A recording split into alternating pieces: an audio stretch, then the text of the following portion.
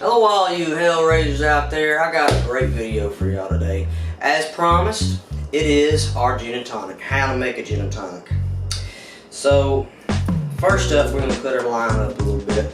I ain't got no cutting board right now. So, we're just going to cut this off. I'm going to show y'all so you don't miss action. And softly just want to lime strips,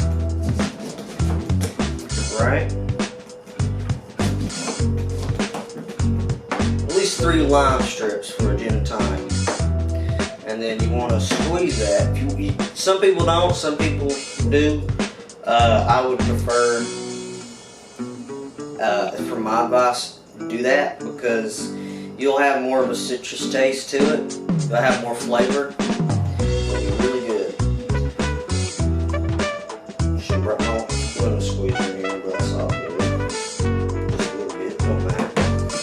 Alright. Then we'll put our ice in it. Because you don't shake this, you just simply build it. It's one of those great drinks. I'm using my favorite gin. It's Tanqueray. It's a London dry gin. It's been around for a long time. And it's just a great drink to start out with. So let's see. We're going to do 2 ounces.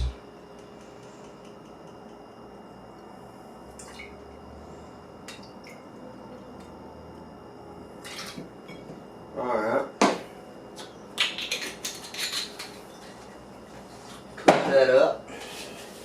And then we got our can of dry tonic water.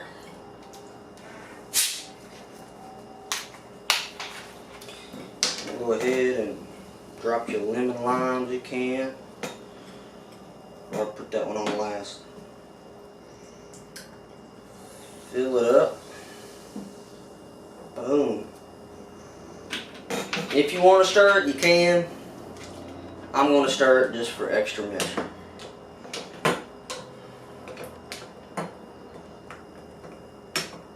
Really can't do too much stirring, but oh, there we go. I just got these glasses for Christmas, and I'm going to make my personal drink, own drink I've concocted up with this type of whiskey. My mom got it for me for Christmas, and it's a great whiskey. Let me show you real quick. It's called Southern Comfort. I mean, that is some good, fine whiskey. I never heard of it until my mom got it for me, and I just fell in love with it. So let's try this out. Oh, man. That's good. Now, this drink ain't for everybody. It's a great drink.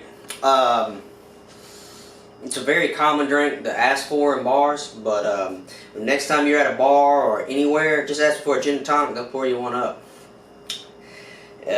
You don't have to just go into a restaurant and expect that they don't make any other drink that's not on the menu, because they do.